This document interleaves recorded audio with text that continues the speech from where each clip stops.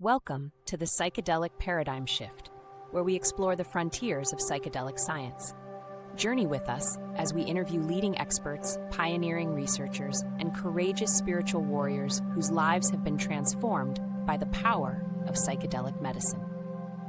Welcome to the show. I'm your host, Jeannie Page, and today I'm really excited to be joined by Alexandra Artzoglou, who I would describe as a heart-wide-open seeker who, although coming from Greece, is really a global citizen.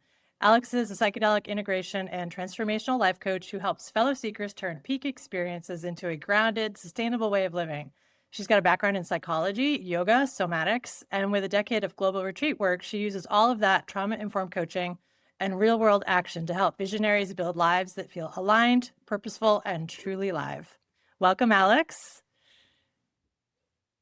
Jamie, it's so happy to be here. Are you in Greece right now? Is that the corner of the world? Yes, it feels strange to be here. Yeah. Because I'm not used to being here. And I live and work in English so much that sometimes I go out and I'm like, oh, we speak Greek here. I can speak that. Yeah. I speak some Spanish, but I can't pretend to get by with Greek at all. So we'll speak English today. Oh, God. So we will course. get into the psychedelic stuff, but I'm so fascinated by your journey, being that you are a global citizen and you started fairly young. So last time we spoke, you said you were really excited to leave Greece. I think you left at age 18. Yeah. Yes. What was that impulse in you? How did you know you wanted to do that? What led to that? Yeah. So I think, I don't know when the bug started in me, but it feels like ever since I was 11 or 12, I started announcing to everybody, my parents, my friends, that I'm gonna go. Like, this is not the place for me. And it felt like my parents were like, oh, she's young. She's gonna grow out of this. And when I was 18 and I was like, okay, peace, I'm going. They're like, what? I was like, I literally have been telling you this for 6 years. Yeah. So it feels like it's always been around.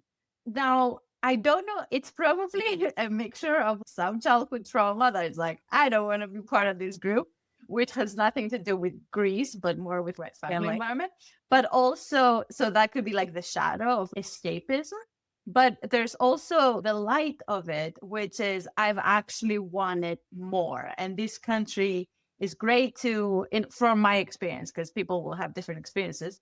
But from my experience, it's a country to be chill. And I'm the opposite of chill as a person. I really like speed and I like a lot. And so it felt like, it felt like there's greatness in me and there's greatness in the world. And I gotta go out there and figure it out and meet people and be influenced and learn from things that are not around me. And American movies might have influenced me a lot. I don't even know really what it was, but it has always been there. It's like there's greatness out there. The world is vast and I gotta go out there in the world. Did you set out on this journey by yourself or were you with a friend? Yeah, it was just me. So it was a very calculated plan. Because it was not just a dream, but I was actually saving up money again ever since I was 12. So every time my parents would give me pocket money just to go out with my friends, every time my grandparents would give me, say, 50 euros for my birthday, I would save all of that, every penny. I would literally say, this will be a Starbucks coffee in New York City. This will be for my first tattoo. This will be a bus ride in Argentina. I always felt like I'm living for the future. I'm just waiting this out, this whole, even school, even though I never got bullied, school was, you could say it was an okay experience for me. It was quite traumatizing. Like, what do you mean I need to get up and stop my creativity and go learn things that I'm not interested in and waste my potential? I've always been upset about things like that. And what do you mean you're going to find a job that's basically school repeated? Like, I'm going to do the opposite. So I was saving up money. I had scrapbooks of like in every continent, I'm going to visit these countries. My original plan was to come to the States. But then when I was 18 and I told my parents that I booked a hostel in New York and I'm going because I actually saved up a bunch of money all those years, they were like, wait. You're an 18-year-old that has never traveled alone. And now you want to go to a crazy big city. So what I tend to say is instead of going basic, I went premium because then my parents, they were like, we're going to help you get a degree. Every person gets a degree these days. And instead of going to America, how about going to England, which is much closer? So ended up getting the degree instead of just going out in the world with a backpack. And I studied psychology. So then that was my first destination. So you checked the box. So you went to the UK. At least you were Yeah. the water there. And I love that you Yeah. majored in psychology because as I was listening to your other podcasts and reading your website, I think you and I have a lot in common with the family stuff. I noted like some mother wounding there. And like you, I've always been a seeker since I was a teenager. We used to go to Maine in the summers and I would sit on the rocks by myself as like a 12-year-old, watching the waves crash and contemplating the meaning of life. And now I'm middle aged. I'm like, how many 12-year-olds were sitting for hours contemplating the meaning of life? There weren't a lot at that age. So so you were in the UK, you got your degree in psychology. I imagine some of the family stuff led to that interest. It's actually what you just said, contemplating the meaning of life when you were a teen. Yeah. It was that. So for me, I used to argue with my mom. My mom is a very extroverted woman. She's a very social person. And she used to find it weird that at the age of 14, 15, 16, instead of going out with my friends like a normal kid, I wanted to stay at home and contemplate consciousness. I used to write philosophy. I used to be like, what is the point of this? And what is the point of that? And my mom was like, I don't think this is normal. I think you're being antisocial. I think you need to go out there. I actually bump into your classmates when I went like grocery shop. And I was like, I don't want to waste my time. I like my friends, but I like the time that I have by myself more. So this was always there. I used to literally ask, what's the point all the time, which makes a really difficult teenager. I was going to say that's tough for a parent to, and that was my experience too. When your soul is almost more evolved than your parents. And yet, and I think it's an old soul, right? So how did you end up on the yoga path? Was that after college? Yeah, so it was meditation that accidentally brought me to yoga. And what brought me to meditation was the fact that the final year of my bachelor's was stressful and it was hard to graduate and it was very research dense and research was not my zone of genius. In fact, I was interested in understanding people and why are some people normal and why are some people abnormal and who draws the line. And I wanted to speak to the homeless that are speaking by themselves and be like, what are you thinking? Tell me more about what's in your secrets, right? I'm like, what? I feel like I could drive myself crazy. Like, who draws the line and the definition? So these were the reasons I signed up in psychology for. But what I ended up actually signing up for was a lot of research. I didn't know that psychology is in Greek, literally psychology means the science of the psyche. And I focused on the psyche. I didn't focus on the science part. So it was the final year of my degree that I had to do this dissertation that was a research project. And it felt like it was out of my league. And at that point, it felt like, oh my gosh, I will probably fail. My parents supported me with this degree. They'll be so disappointed. They're not going to be proud, blah, blah, blah. So I started, it was about 2-3 months that I was going to sleep and waking up crying, being so anxious that I cannot do this year. And I spoke to my boyfriend at the time and I was like, maybe I'm going to defer the year. I'm going to take a gap year and then I'll come back to complete this degree in the year. And he was like, you're too late for that. You should have done that 2 months ago. I don't think you can still do that. And that made me even more anxious. So what I did, I tried 3 things. One was counseling that was available in the university. It was completely useless. I felt like the person is not seeing me at all, as if she's following some script. And I'm like, whatever I end up doing later, it's not going to be that. Then I tried weed, cannabis, that some friends recommended. And I also tried Xanax, like an anti-anxiety medication that I had prescribed by a psychiatrist. And both Xanax and weed calmed me down enough to stop crying, but I could still feel anxious and sad. So I was like, what's the point of not crying, but when I can still feel the emotion? It's clearly not solving. It was not as useless as counseling, but it was still pretty useless. So I only had one thing left to do, which was to really meditate. And up until that point, I had tried some meditation circles. It felt like I cannot stop my mind from thinking. But that day was really different because I was honestly last resort. I'm constantly crying, I'm suffering, and I'm not even helping my situation. So I'm gonna sit here like the Buddha, cross-legged on my bed, try to keep my spine fairly straight, and I'm gonna focus on the breath, and I'm gonna do that until I feel something. And I don't care if it takes until tomorrow night, because I literally don't have to go to school until Monday. It was Saturday. I'm like, I'll sit here until Sunday night and I will test if this meditation thing really works or if it's just another trendy thing that people are talking about on like blogs at the time. So that's what I did. I sat down and within 50 minutes, 50, it was as if I was on MDMA. Wow. So an experience that I had tried MDMA once months in advance before. It was the only psychedelic I had tried. And I was having downloads. I was suddenly in an immense state of gratitude.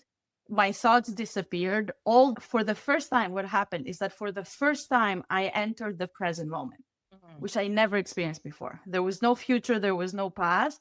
Time was an endless now. All there was now. And things that Jesus said, things that the Buddha said, they were coming to me. And I had Eckhart Tolle's The Power of Now next to me. I started reading and everything was describing exactly what I was feeling. It felt like I wrote this book. Wow. I'm like, I fully get it. And then I was thinking, has my mom ever experienced this? Or is she gonna die without ever having lived, having awoken to like, oh my gosh, I was never alive. I was trapped in my head. Yep. Now, oh my gosh, I am alive in a world that's constantly alive. Everything is breathing, like the birds are flying, the nature is, everything is alive. What is there to be anxious? So my anxiety disappeared like that. And of course, what do you do after that? You book a trip to India to find more about meditation. Good for you. So that is how I ended up, good news, managing to graduate my degree. So, pro tip, in life, you only get what you ask for. So I kept going to my supervisor and I was like, can you please help me with this dissertation? So like 3 times a week, I was in her office and she really helped me. And I was like, okay, you can actually ask for what you want. Yes. Ask for help and you will be given. And the way to go to India was, there was a yoga and meditation society in my university, and they were going to India in the summer, which would be a month after my graduation. And I thought, okay, instead of going by myself to a different continent, because I never been outside of Europe at that point, I was 21, I'm going to go with them. And I assumed that this would be a 50% yoga, 50% meditation. And I was wrong. It was 4 hours of yoga and half an hour of meditation every day. So that's how I got into yoga. And I learned that yoga is a practice to calm down the mind and the body in order to prepare for meditation. And I ended up meditating. It was easier to meditate after my yoga practice. So that's how it began. Yeah. It's fascinating. That first time you sat down to meditate, had you ever had any training in meditation, or did you just decide that was your first time just trying it? I did half-ass it a few times before. Okay. So I think I did what most of us do, which is, yeah, sure, I want to try it. And then you think, and then you can't stop thinking. And then you end up saying, this is not for me. I'm just thinking too much. But then the difference was my intention. Right. Because that day I said, I'm going to do this until I feel something. I didn't even say if I feel so. I said until. Yeah. And we're going to come back to intention when we get into psychedelics set and setting. Did you ever Yes. read Wayne Dyer's The Power of Intention? Oh, I haven't. People keep recommending this to me. That's a book that was given to me in my 30s that changed it'll be right up your alley, but it's that same idea, Yeah. just like setting the intention that you want, it just clears the path. But I find it fascinating that you were able to, there's so much anxiety in the world, especially in our modern hustle bustle. You have to have your career, you have to do all these things we're supposed to do. And I remember being really stressed out in college that I had to have all A's because I was always an A student. And then I got to college and I was taking science and it was hard and I was getting C's.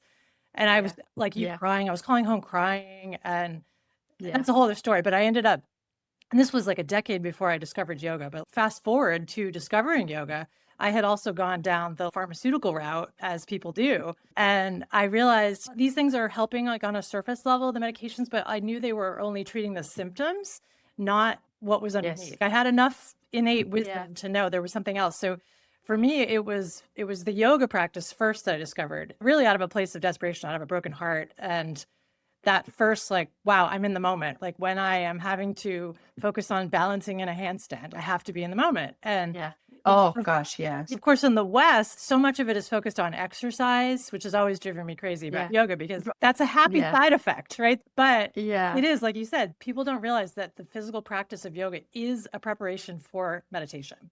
So I started just noticing that organically as I was practicing yoga, like a lot of the negative stuff inside of me started shifting and coming out, and you would feel trauma releasing from your body, at the end of a yoga retreat when you've been doing yoga all day, every day, and everyone's sobbing because they're releasing your body. And you're like, that's kind of the first realization that we carry this stuff in our bodies. So then so after that, you became a yoga teacher. Is that right? Yes, again, almost accidentally. Not because I loved yoga so much, but because, as you said, I guess you said that before the recording, I was pretty much a hippie. So I haven't lived very nomadically because I have been a digital nomad. I have because I've been a hippie. So I found myself in Mexico, and I was in my solo traveling years. I love solo travel. For me, meeting my own psyche and listening to my own thoughts and getting to know more parts of myself, there's nothing better in the universe. So I don't know if that's like antisocial, and I am a very social person, but it's like, it's so important for me to have silence and quality solitude. So I found myself on my first gap year. Most of my life feels like a gap year. It used to. Now I do work. But on my first gap year, I went to Colombia, which was amazing. And then I went to Mexico and I had very little money. So I found out that if you work in a hostel, you can sleep for free. So you just exchange, it's like a work exchange. Some people say like are receptionists and things like that. So I asked in this hostel that I absolutely loved, and it was in Isla Olbos in Mexico. It's an island close to Cancun. And they said, we need yoga teachers. And probably like, do you do yoga? You kind of look like someone who would. And I said, I do. I'm not trained as a yoga teacher, but I was practicing from YouTube because, as you said, yoga in the West and yoga in the East is very different. And yoga in the East, of course, is a spiritual practice. It's done in silence. There's no incense. Like there's always sound. There's always smell. Why would you add something external? For me, that was a distraction. So because I learned yoga in India and I started with Sivananda yoga, which is a very traditional type, when I was in very Western studios, it was very distracting for me. And the names not being in Sanskrit, it felt like I'm actually judging the facilitator in this space, which is on me, but I'm not actually connecting. So what I would do, I would just do yoga at home and through YouTube videos. And then in the hostel, they were like, well, we're literally having tourists here. They stay for a night or 2 nights or 3 nights. And probably most of them are beginners. You probably know enough to guide those classes. And that is literally the only available position. And I was like, okay, I'm going to start teaching yoga. And I had enough friends that were already yoga teachers. And I asked for some guidelines and basics around anatomy and things like that. And the best thing that did for me, it sounds very self-serving, but when I was teaching yoga classes, because I felt responsible for those people that were learning from me, I was doing yoga to a T. I was really counting the breaths. I was really focused on the movement. And then I felt as if, almost as if I was stoned after the classes. I was so relaxed. I was so present. I was actually much better than being stoned. So it felt like, oh my gosh, teaching yoga is the trick, because now I'm getting all the benefits of yoga. So then I went back to India and I did my yoga teacher training. And then I started teaching yoga for a bit. But then again, I always felt like this is not it for me. It felt like this is just something I do temporary, but I don't think like that this is my dharma. I think I need to do more. This is not it, which is why my seeking continued. Yeah. So you mentioned you had done MDMA once in college. I assume that was just recreationally. So how did you then come with my boyfriend? Okay. So where did it go from here to get to the psychedelic piece? Yeah, psychedelics had, ever since I read about them, there was like a, you know what I'm looking for. Because it felt, as I said, like it felt like there's more to life than this, but no one seems to be telling me what there is. But I know there is, but no one seems to be answering the questions. So when I was in second year psychology student, I found this blog called High Existence. And they were talking about psychedelics and psychedelic retreats. And I instantly felt like I need to try this thing. And when I was in Latin America, I had experiences with LSD. So I started with LSD, and LSD is my favorite thing. LSD and I click really well together. And it felt like when I actually had those experiences, I was like, ha, I knew it. The rabbit hole is really deep, and this is really spiritual, and there's so much more than that I can see. And this is how we learn, how we get the answers about the universe and our psyche.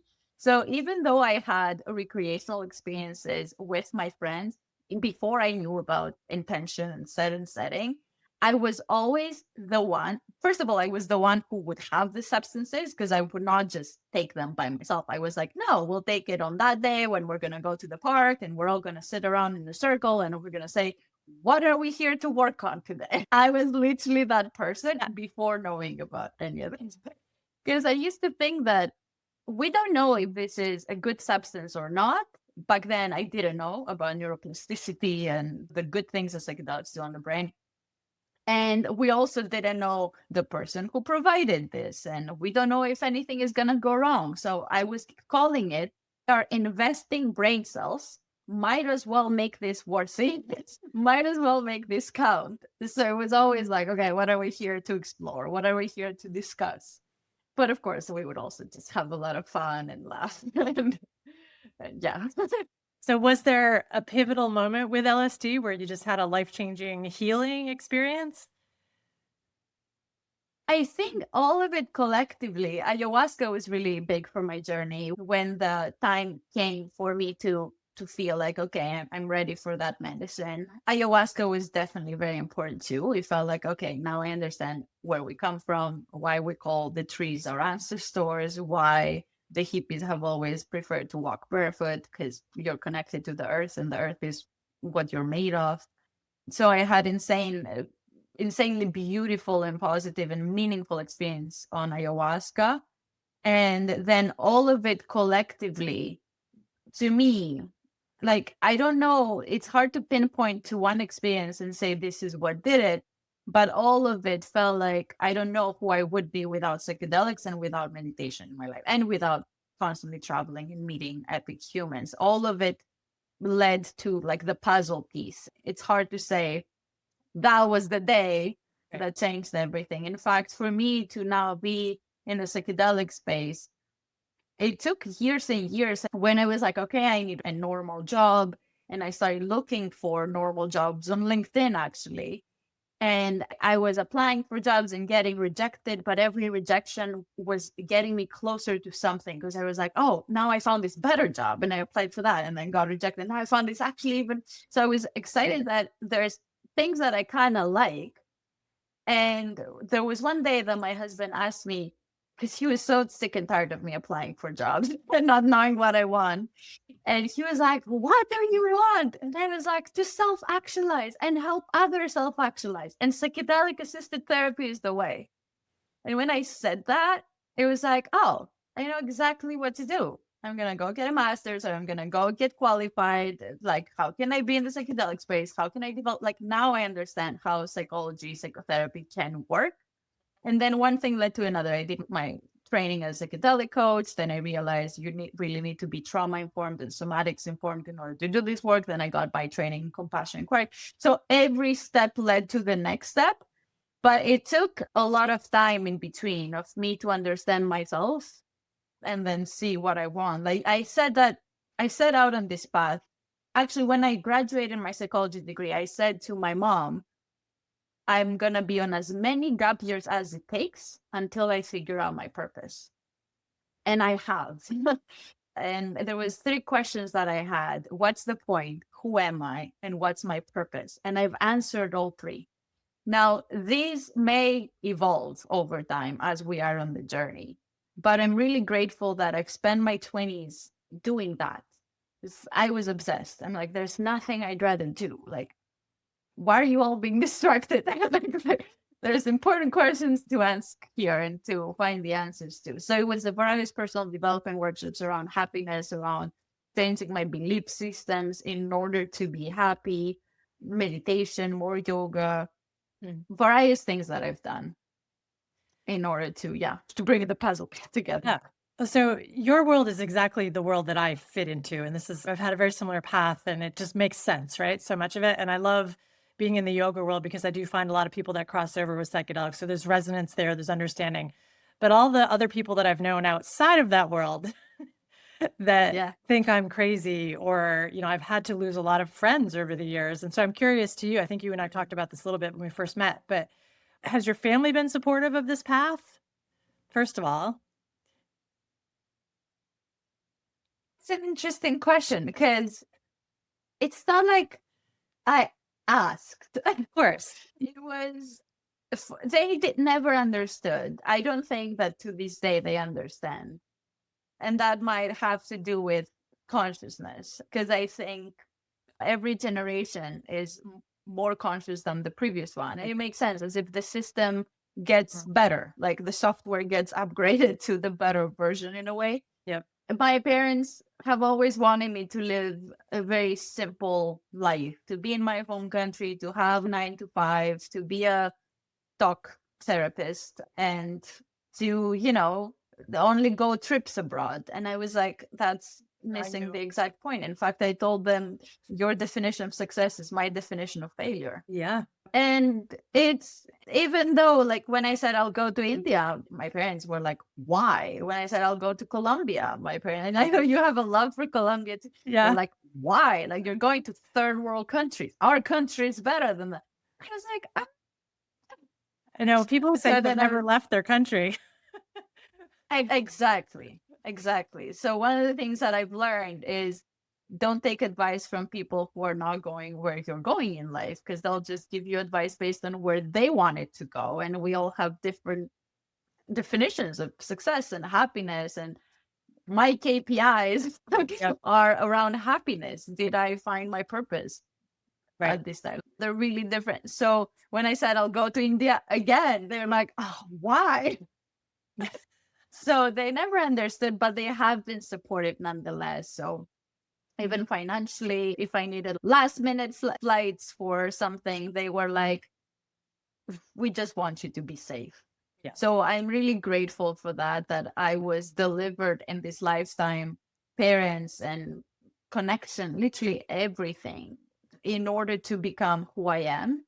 And this was one of the insights that came to me during ayahuasca of like, I do not understand why my parents had to go through a lot of struggle and unhappiness. And was it even worth it for them? I don't know. But for me, it was, because I am so on my path, and I've had help from them. I've had help from even like just meeting strangers on the road, following strangers to a local plant medicine thing in Colombia, and that could have gone really wrong. Like getting in like straight, like friends that I met, cars that could have gone really wrong. So it's like so many things were just right. And I'm just so grateful to now. That's why all I try to do is share it with other people. It's like I was gifted all of this. Please know that there's so much magic in this life. Let me brainwash you into your greatness. Oh yeah, let me unbrainwash you, right? From what you've been. Oh gosh. Yeah. You know, your parents' definition of success is your definition of failure. This is kind of where I'm at in my life. I just turned 50 this year and I left my corporate job. And, you know, I've had a job in travel for years. I've been very lucky. I've been able to travel the world. And that has informed who I am. And it's shown me just all these different perspectives. But especially here in the US, we are taught, you go to college, you get married, you have kids, you get the job, and you climb the ladder, you climb the corporate ladder, you become the senior vice president, you move to the suburbs, you get the fancy house. And while I was leading for that most of my life, it didn't pan out for me in terms of marriage and kids. And so then I finally decided, geez, you know what? I can have this amazing life, like this nomadic life of travel. And now I'm at that same point where you are, that doesn't actually bring happiness. And the amount of people that you see chasing that life that are just stressed out and they end up having heart attacks and strokes and nervous breakdowns. And I don't make tons of money, but I'm happy and I'm at peace and I'm doing yoga and I'm meditating. And it's just, this life is so short, you know, when you really think about it. Like I lost my mom a couple of years ago and, you know, so in this middle age where that's happening and you really start to reevaluate everything. And so I'm thinking, especially what's happening in the world, do I want to keep contributing to this system that is basically exploiting other nations that are less developed and, you know, the global south and people of color so that we can be rich and amass our wealth? This to me does not make any sense. And I think once you start doing psychedelics, you know, you read about all the guys back in the 60s, they wanted it to be in the water. And now I totally get why they said that. You can't unknow once you learn what it shows you. In some ways it's tough because I remember the first time I ever did mushrooms, I remember thinking, oh my gosh, there was Jeannie before mushrooms and there's Jeannie after, and I can't go back. And I think that's incredibly hard for the regular people in my life that have never done psychedelics because they see me as someone who's just a completely different person now and lost my mind. And what they don't understand, I know you understand this, it's not that I'm a different person. It's that I am now my authentic self. Exactly. Like I your true self. All the layers of societal conditioning that say we're supposed to do that. You know, and when people question me even now at this age, well, are you looking for a job? What are you doing? And I'm like, no, I'm doing a podcast about psychedelics. And I decided to put that out on LinkedIn. You know, the fearful part of me that's like, wait, I still need a job with 401k and healthcare. I can't put that on LinkedIn that I'm doing psychedelics, but knowing how the power of intention works, I know that I have to, right? I have to be fully in it. Like the same way you just went for it, went to India and you went and you did the psychedelics. You have to fully commit to it in order for the synchronicity and the magic to happen, right? And that's when the people show up, like you. Like, I mean, the people of course finding, and I'm like, these are my people. This is my tribe. This is my path. And it's really difficult for me that friends that I've known for 20 years and my family, my siblings, just don't get it at all. It's really difficult for me. And I think if you've actually done psychedelics, you don't understand. If you're someone who's done yoga and meditation, I think you have a little more understanding because you've worked with consciousness. But you have to do it, you know, and there's such stigma. And I hope less so for your generation than mine. Like I grew up in the war on drugs. There was so much propaganda against all of this stuff. And when I first did you read Michael Pollan's book, The How to Change Your Mind? I've watched the Netflix series, but I haven't read the book yet. Well, so I read that on the way home from my ayahuasca retreat in Peru in 2018. And I was so angry when I learned the history of these substances had been out in the 60s and they had already been studying it since the 50s for anxiety, depression, suicidality, eating disorders, right? Which is one of the things I believe you worked on. And that they could have helped so many people, Vietnam veterans. And then for all of it to be shut down, I was so angry. And I came back committed to, I have to be part of the group of people that is working to decriminalize entheogens. So here in Seattle, we decriminalized. And I'm so happy to see that this renaissance is happening. But I also know that we are ahead of the curve there's a lot of us, and you know more because you've now done the Yeah. training. So you've seen these trainings are popping up everywhere. And in a minute, I want you to talk about that. Yeah. There is a paradigm shift, which is why I've named it this. But I think the masses are still so unaware that there's still so much a push of psychiatry and medication. And I think it's all, I mean, there's a place for that. But I think there's so many more people that could be helped if they were open to this. So anyway, that was a lot of information. So respond. No, that's excellent. Of course. And that's why I've always had like a pretty unconventional life, especially in the US. The medicalization of everything blows my mind. Like people are asking for diagnosis, like, please give me something to not be myself. And I remember Gabor Maté saying, because he was a medical doctor before he started working with trauma, that he was saying no doctor is taught in medical school about trauma. All they learn is you either give a pill or you do surgery. So you only look at the biology. And what psychedelics help us awaken to is that we are mind, body, emotions, and spirit. All of it, the environment affects us. We are relational beings. Trauma happens in relationships. The healing happens in relationships as well. We can't really just grow in isolation by ourselves. We can't really heal in isolation. So all of this, again, I was in India and I was probably 22 or something at the time. And there was I was in the spiritual gathering, and there was this woman who was in her 50s or so, and she told me, Alex, you cannot just eat what the government is feeding you. You can't just go to the supermarket and pick stuff up. Like, you need to do your own research. And that's the same about everything. It's not just food. And now, actually, at the time of this recording, I just started a coaching certification program that I'm attending, which is it's a love, sex, and relationships coaching certification. And some of the other people that we connected with, a few people that are either Greeks or live in Greece, which is very strange because in pretty much nothing I've ever done, I've met Greeks. I felt like I was the only person from this country. And someone asked, like, have you told your parents that you're doing a Tantra course? And someone responded, no, I just tell them I do yoga, meditation, and stuff. And that's a good way to put it. Yeah. It's the same with psychedelics. So we do need to make our own research and to think for ourselves, because the media is projecting something to almost keep us brainwashed. There's this post that Paul Austin made once, who's the CEO and founder of the Third Wave, and he said, alcohol is legal, psychedelics are illegal, because the government clearly wants you to be numb and asleep instead of awake. Yep. And that was just so well put, so well phrased, and that's what psychedelics do in larger doses, not in micro doses. They're very disruptive. You start to ask questions. You start to question so many things that you've always done.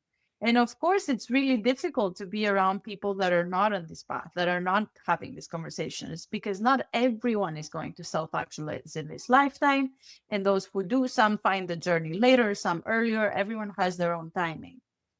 And there's something that one of my coaches said once that has really stayed with me, which is when relationships fall away and friendships fall away, I still care, like it still bothers me. I'm just no longer gonna change who I am because I care. Right. So that's the thing, like we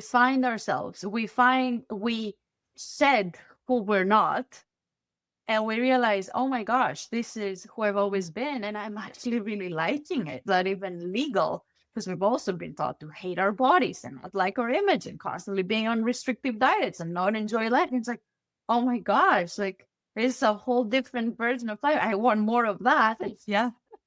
It's so interesting what you said about, would you tell your parents about the tantric philosophy or workshop? My yoga lineage is tantric based. So I know the tantric philosophy, which is just a non-dual philosophy. And we in the West, we only think of it as sex, right? It's so much more than that. So when I came to my yoga practice and I was learning the deep philosophy of the tantras, they were like the progressives of their time, right? Like they're the tantric revolution in the 700s. They were the ones that said yoga should be for everyone, not just priests. Yoga should be for women. Yoga should be for householders. And I was like, oh my God, these are my people. They were way ahead of their time. They were the revolutionaries. Yeah. So I've also, studied a lot of Tantra, and I don't hide any of that. And, when it gets people's attention because they only know of tantric sex. But I also think when I did the ayahuasca retreat, my mother was still alive and she was fairly open-minded, but she was 35 when she had me. So there was a big generation gap compared to my friend's parents. She was quite a bit older. And I think there was a lot of our struggle with our mother-daughter relationship because my friend's parents were more the hippie generation. And even if they weren't hippies, Right. they were like that. They were like 10 years more evolved. Yeah. Whereas my mother's generation, the silent generation, nobody talked about their emotions. And whenever I would try to sit down as a 16-year-old that really had the emotional intelligence of a 40-year-old somehow, because I had grown up in this unresolved family situation. And so I just learned to communicate. Yeah. She couldn't do it. I would communicate and try to sit down and talk calmly with her, and she would just fall apart. And it's taken me a lot of work in therapy, but also with psychedelics. The summer before she died, I did a really powerful journey with mushrooms. And I actually experienced all of my mother's trauma from men. Her first husband, her second husband, my dad, her brothers, growing up in a time when it was really very sexist. She was ahead of her time. I mean, she had a PhD. She really was very far ahead of her time. She was very much a feminist, but she still came from that time. And I think there was a lot of ingrained misogyny even in her towards me. So I had to unpack all of it. And when I came across her trauma, I don't know if you've experienced this with psychedelics, but I became her. And this is one of the ways they heal. I was looking in the mirror and I was like 35-year-old Marilyn. And I thought, oh my God. Yeah. Yeah. I felt all of her feelings. I felt all of her memories. I felt exactly what she'd experienced from her first husband. Just all this emotional trauma to a young woman that had no one to talk to about it. There was no therapy. There was no talking to your parents. She held it all in. And we, especially your generation now, has grown up more with therapy being normalized. Mine is my generation's like, there's still a lot of tough. I don't need it. And that's one of the things I really appreciate about psychedelics. And my experience just knowing people in this world is that a lot of men have found their way to psychedelics kind of accidentally, just recreationally in college. Not men that would ever have gone to talk therapy, but they these massive awakening through psychedelics. And so I really powerful as well. Oh, thank you for saying that. I can totally relate. I've had multiple, especially psilocybin journeys where it felt like I'm just crying for my mother's pain. Yep. And to the point that I started avoiding psilocybin because I was like, I know the channel. I know what this journey is going to be. And jokes aside, it would be endlessly crying for hours and feeling as if this pain cannot just be mine. My childhood was genuinely not that bad. Yes, we all go through trauma, but it was not that bad.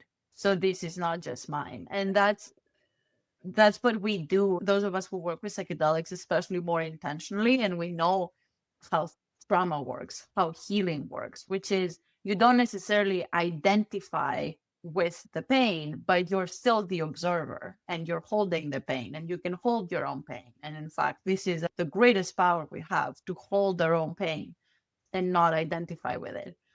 And I've had so many journeys where it was constantly like, it felt as if I will never stop crying about this. Like there's just so much pain goes to the core of my being. But as I was discussing with one of my best friends, who's also a 5-MeO facilitator, and she was sharing from her own journey as well, that you do get to the bottom of it. Like it feels like it's endless, but in fact, there is a light at the end of the tunnel.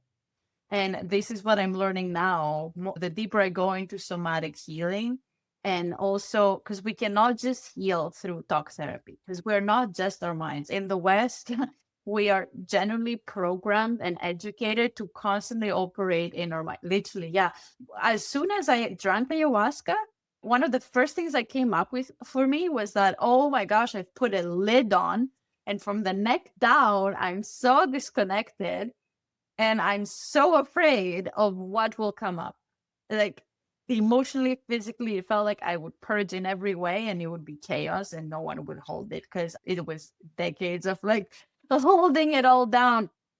And now the more I learned that actually putting ourselves in mystical states, and we can't do this with psychedelics every day, but we can with meditation, with breath work, with sound healing, in order to switch out of our thinking mind, like the default mode network that psychedelics also do, and be in that state of presence in order to feel, to cry, to purge, to shake, to whatever. We need to unload. We were not designed to carry so much emotional baggage, but our parents did and their parents did. So our generation is the one that tends to do a lot of the healing that no one else did. Yeah.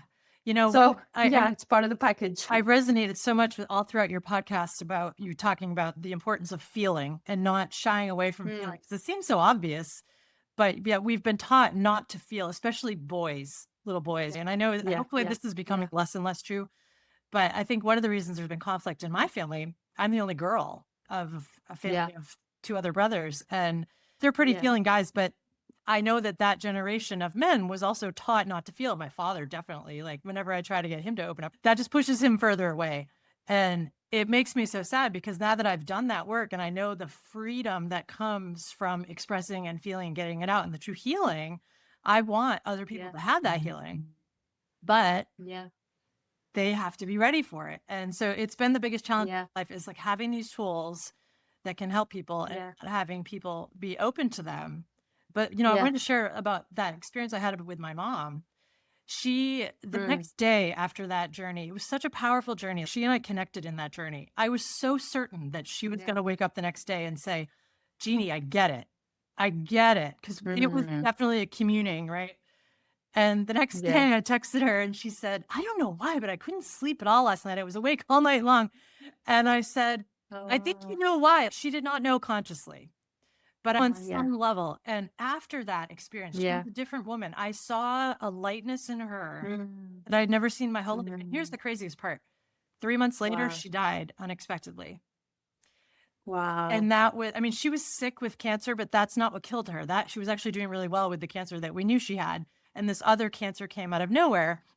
And I cannot help but think that journey, like there was healing there for her. I felt myself purge her wounding.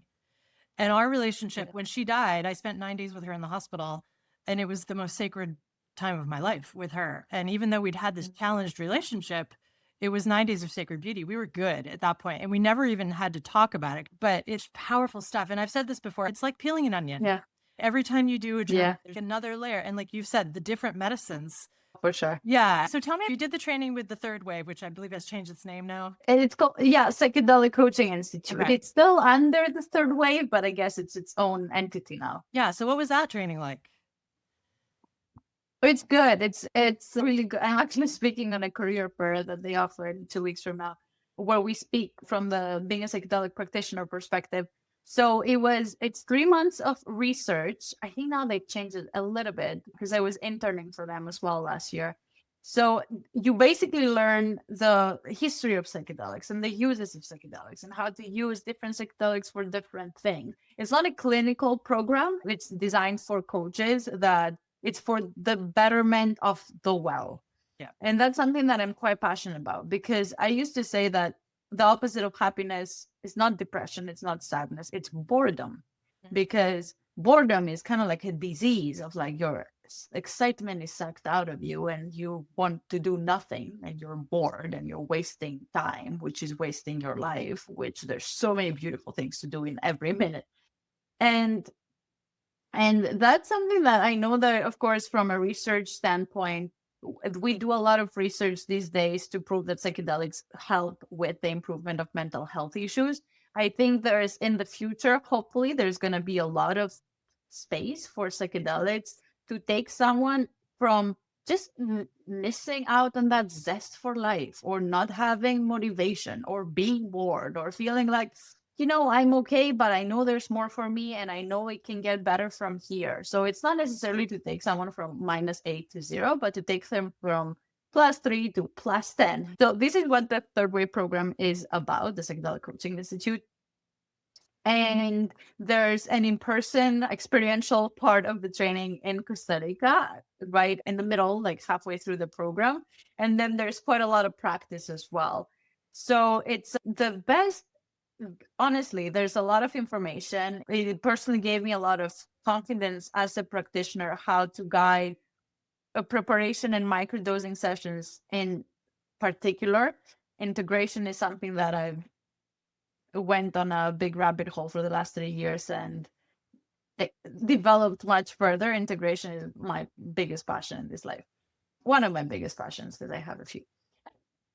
But it's an excellent program both for training practitioners who feel like maybe, they've been doing some of this work underground, or they want to have some frameworks in place. They want to make sure that they maximize benefits and minimize risks. Like they provide the best psychedelic coaching they possibly can. It's really nice to go through a program like this for that reason. But honestly, the best part about this program is the community and the people that you're meeting. And as you said, like we live at times where it feels like, especially those in the psychedelic path, our old friends don't really get it. Yeah. And there's naturally misalignment, and naturally you don't really want to hang out with these people, and you don't really want to tell them about your deepest experience. And having aligned, similar-minded people is so important. So important. We are generally social beings. We need other people. And there's research that being next to high performance increases our performance by 30%. Being close to low performance decreases our performance by 15%. So many books and webinars and things I've attended, they stress the importance of your inner circle. It's literally 95% of our growth or decline.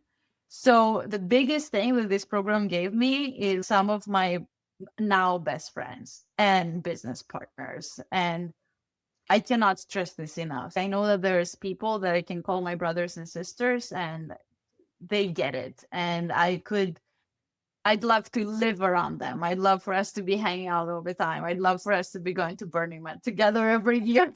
But we do hop on calls and connect regularly. And especially with a few people, it's just beautiful. Like we create things together. There's a few women that have run programs together on microdosing, on integration, on preparation. So I highly recommend it for that to any wannabe practitioners, because this field does need more of us, more people that are doing this work in integrity and make no harm and do no harm, as they say in medical school. Yeah, absolutely. I'm so jealous that you've trained with Gabor Maté. So how did that come about? Oh, it's so beautiful. So I knew of Gabor since 2015. So I was familiar with his work, and I had a journey with eating disorders. And when I found his YouTube videos talking about addiction, it really resonated. It felt like, oh, that's what I needed to hear. No one's telling me that. Of course, it's not that I listened to YouTube videos and that healed my eating disorders. That was a whole other journey that took years and years. But Gabor is just absolutely captivating. It's really important for those who work in the psychedelic space. And I don't facilitate medicine. What I do is legal, which is also why I'm quite loud and proud about it. I do preparation and integration. So those who were going to use it, I help them do it in a safer way, and to ensure that it's not just going to be you going into La La Land, but you're actually going to resolve something that's meaningful and it translates to beautiful, lasting change in your life. So it was really important and really stressed in my training that being trauma informed and also training in somatics is just, we cannot stress this enough. And I had three choices that many practitioners go in one of those paths or in many of them, but I kind of had to choose one. Heart work, internal family systems therapy by Dick Swartz, compassion inquiry by Gabor Maté, or somatic experiencing, Peter Levine. And I actually connected with someone on LinkedIn who had a very similar background to me, also yoga, also psychedelic therapist. And she had done all of those trainings. And she said, honestly, if you need to do one, choose compassion inquiry. It's the only training you need, and it's going to change your life. Now, of course, that was her perspective, but on the first month of the program, I was like, both boxes were ticked. I'm like, yep, it's changing my life. And I definitely feel to be much more in integrity as a professional, holding clients, knowing how to hold trauma and support around that. Right. And it's also a body-based psychotherapy. How long was that program? It's a year. Okay. Yeah. It's a year long to do the training. And then there's a 6-month mentorship on top of that. Those who want to do can do so that they have the supervision. I have not done that yet because then I continue with different things, but I would love to possibly come back and do it sometime later. So yeah, it's between a year to a year and 6 months. Yeah. But I find compassion inquiry sessions to be almost, sometimes they feel psychedelic because we get so deep so fast. And again, it's a body-based approach. So we spend a lot of time in silence. We spend a lot of time finding emotions in the body. It's not so much talking and connecting the dots. It's not the mind that's doing the work. It's the body that's doing the work. And the practitioner is just asking the right question at the right time. And when you do that on psychedelics as well, the psychedelic journey can also go much deeper. Yeah. So that's why it's a psychedelic friendly modality. Absolutely. Yeah. I can't remember how I found Gabor. You read different psychology books and you come across him referenced everywhere. And oh, for sure. Yeah. I've been following his work for at least 15 years, I think. And I ask myself often, is he as widely known in the broad world as he is in our world? I hope so. I hope he's becoming, certainly in the world of trauma, everyone knows who he is. But I was chatting with a therapist about him yesterday. And another thing I love about him, he's been very vocal about the genocide in Gaza, and he's Jewish. He comes from that background of having family trauma from the Holocaust. And I think the reason I've been so vocal about it is the understanding that we need to acknowledge our feelings and express them in order to process them and heal that trauma. A lot of people right now are just pretending there's nothing happening and just ignoring it and shoving it all down. And I'm like, this is from a trauma-informed perspective. This is not going to be good. The whole world is traumatized right now from what we've all been witnessing. And so I really admire him for that as well. So let me pull up your website. So tell us a bit about the Alex experience.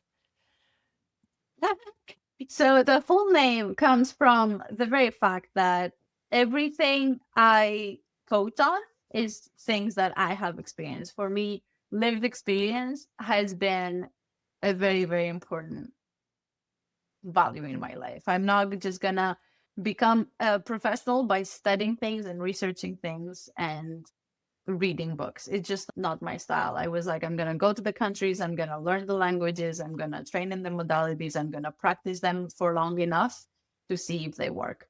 Which is why the name, the Alex experience, everything is generally things from my lived experience, and it has transformed me first that I want to share it with the world. I've had so many moments where I felt like life is pure magic. We are genuinely meant to be here. Everything that we've been delivered happens for us, whether that's trauma or obstacles or challenges from day to day to lifetime. And this is exactly the way to actualize. And I'm pretty passionate about the word self-actualization, which then becomes collective actualization. And so many times I've had the experience that this moment is so good when we learn how to pay attention to things, when we train our attention, whether that's through meditation, through having conversations with expansive humans. If people are not experiencing life as such, then there's things we can do because this is available for all of us. For all who want to listen, it's available. So it started as a life coaching business. Actually, years ago, it used to be more like a travel blog, and then I would teach yoga.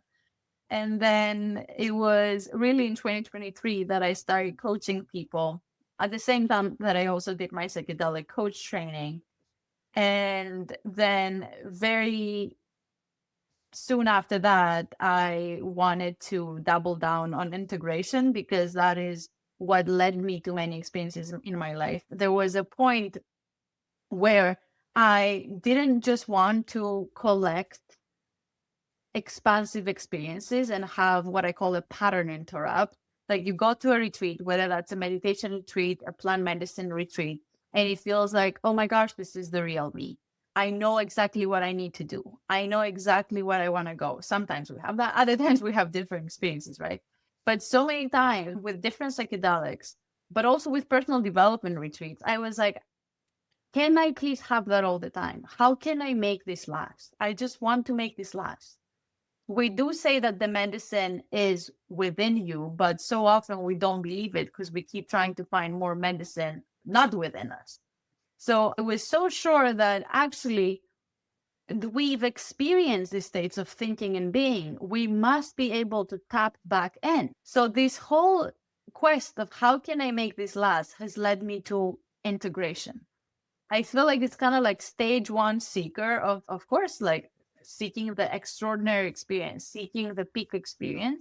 And it's kind of like the stage two of, okay, I no longer want to be oscillating between now I get it to back to baseline.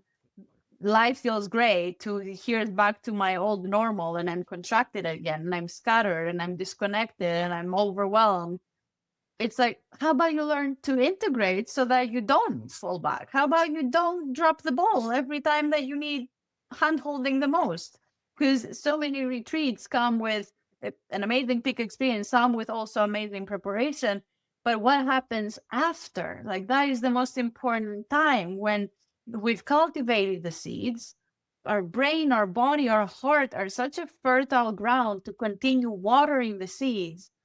Why do you do nothing when you come home? You really need to stay in touch with the people you journeyed with, like an integration coach, and take up some practices, continue cultivating those neural networks better and better so that you actually rewire your mind and your body. So right now I'm just a hardcore integration coach. But then what is integration? Integration, again, takes us back to life. Integration literally means bringing separate parts into a cohesive whole. And Gabor Maté started lecture one of Compassion Inquiry with what is healing? Healing is returning to wholeness. So it feels to me that integration and healing are kind of like synonyms because they both bring us back into wholeness. And when we're talking wholeness, we're talking about body, mind, emotions, and spirit. We need community. We need to be doing the work that excites us, to find our calling, to be on our path, to have a long-term vision for the future. So there's many elements that I brought from my whole decade of traveling and seeking around the world, from many different workshops, seminars, retreats, trainings, that I bring into my integration approach, because I feel like cocoon yourself in this for 6 months post breakthrough, and you will genuinely be more and more tapped into what it truly means to be alive. To really feel like I'm progressing, I'm actualizing, I'm becoming more of myself, as we've said, and there's always more and more and more. And this is the path. So I'm quite passionate about this. I can be talking about this forever. Yeah, integration is my jam. So your 6-month guided immersion is called the Incubator. And is that a Yes. one-on-one or is it a group situation? How does that work? It's a group. I've found some articles, and I've experienced this with myself and with my clients. And then I heard from Gabor Maté also saying integration works best in a group. And I was like, aha, I had a feeling. Yep. Because working one-to-one, so there's a caveat. In my work and what I've experienced with my clients, but also with myself, because I've always been a client first, and then I've tried with different clients, that when it's an expansive experience of this was so good, how can I make this last? How can I turn this state of being and thinking into my baseline? When it's that kind of integration that we want to do, positive integration, let's call it, group is better. Because when the group is well contained and well held and well facilitated, contained is not the best word, then the group elevates the individual. Because it's not just me that people benefit from, it's each other, realizing that, oh my gosh, I'm not the only person on this path. Oh my gosh, I'm normalizing going for more, being too much. And some of my clients are like, I think I'm too much. Like, why? That's a great thing. Be more. Yes, be all of it. Be a lot. The world is a lot. Look at the universe. It's so much. Why are you like, don't suppress yourself, like spread, be more, constantly calibrate to a higher baseline. So when it's that kind of integration that we do, I find groups to be much more supportive because everyone is being infected by possibility from one another. When it's integrating a challenging experience, something that was re-traumatizing, so a lot of grief came up and I wanted to process it, that is best for one-to-one work and, more therapeutic trauma-informed work. So this container, the incubator, which is my signature container, is for integrating expansive experiences and making them better. I'm a firm believer of any good thing can be better and better infinitely. That is the point. I think psychedelics give us a taster of what life can be like if integrated. So let's see how good it can possibly get. We don't know if we immerse ourselves in the things that are good for us and we double down on our strengths and we cultivate our passions and we are more in our zone of genius. We do not know how good it can get. Our potential is infinite. And I'm so passionate about this. I can't wait to see more and more and more of my clients just lit up. And I do see them, like what has taken me 7-8 years to piece together, my clients are doing in 4 months. Like they're moving abroad and they're quitting the corporate jobs and they're like, oh my God, I'm finally learning how to live. So I want to see more and more people living this human experiment of how good it can possibly get when we incubate ourselves with the tools that help us be better at being ourselves. Yeah, wonderful. So if people want to work with you, they can go to the alexexperience.com and just reach out to you. Yes. So it'll be interesting to see where this entire world goes, right? Because I do think it is waking people up. And like you said, people are quitting their corporate jobs and realizing there's more to life than this, which is exactly what the powers that be do not want. So, yeah, exactly. I often think, well, are they going to shut it all down again? Where do you see it going like in the next decade? That's an interesting question. I don't think about this too much. I think consciousness is rising and it always has. And yes, they've tried to suppress it before. There were the dark ages. They've literally made people not be able to read, so they would not be able to think for themselves. Right. So we can take it thousands and thousands of years back and find cycles repeating themselves. I think there is consciousness rising. We will see. I don't know if it's going to be atomic bombs and we're all going to go back to oneness. I don't know I don't know who's going to win. Hopefully not, of course. But what I tend to say is that in the end of the day, I try my best to positively improve one person's life at a time. I really care about this work. I can be talking about this till the day that I die. Integration is the hill I'm going to die on. I will do my part, whether we succeed or not, to make psychedelics legal, to increase access to all of those beautiful things. That's not 100% in my hands. I do my part. And my plan now, from someone who was a hippie now, I want to be crazy rich and empower more people and donate to educate people to remember their power, to remember who they are, to remember that it's possible for you to actualize any minute. Just learn how to pay attention to the right things. Yeah. So this is what I can do. So I'm very solution oriented recently. It's like, how can I focus on solutions, not problems? If I want to fight corruption, I used to whine about it and complain about it and make angry posts on Instagram about it. Now, I'd rather really create wealth and spend it to empower more people to remember their power. That is how to fight corruption. How much does a politician make? Okay, let me make that and more. Yeah. And then I use it very differently. So that's we'll see. Yeah, we'll see. I think things are going great, but yeah, and it really is a ripple effect. Yeah, I don't read the news. That's good. That's good. You don't want to right now. It really is a ripple effect. No. Every person that steps onto this path, even dips a toe in it and then has transformation, then tells, even if they tell one other person about it. Exactly. I have a good friend of mine that I met through my activism for Gaza. He is a veteran and has done a lot of work with psychedelics, and he's with a buddy this week doing work because they've got trauma from being veterans. It's just a lot of people are finding it. And there's a lot of people talking about it. A lot of obviously big names talking about it, Joe Rogan and famous people talking about it more and more, which I think is great. So I think that's my goal, is to just keep talking about it. I love that there's so much research being done on it. I think that's been one of my goals, is to like make sure people know that there's actually legitimate science here that really was being done in the 50s. And I think even the How to Change Your Mind documentary is a great starting point. If anyone hasn't seen that, it's on Netflix. It's a great starting point just to understand kind of the basic science around it. But there's so much good neuroscience being done on this just to understand the neuroplasticity. And I know, I'm sure you would agree, we become more open-minded as we do this work, because creating new neuroplasticity, it really is a beautiful thing. Well, it's been a pleasure. I'm glad you crossed my path. You are such a ray of light. And I know you're going to... thank you so much. Yeah, I know you're going to help so many people. So anyone that's watching this, please find your way to Alex. She's amazing.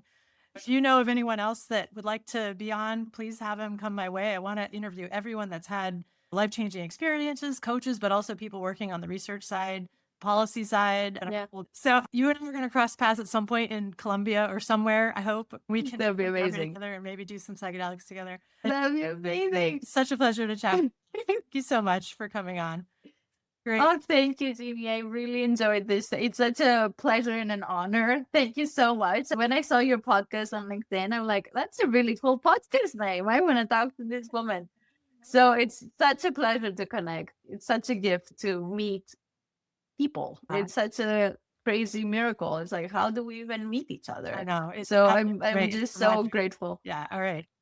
Thank you. Have a good day.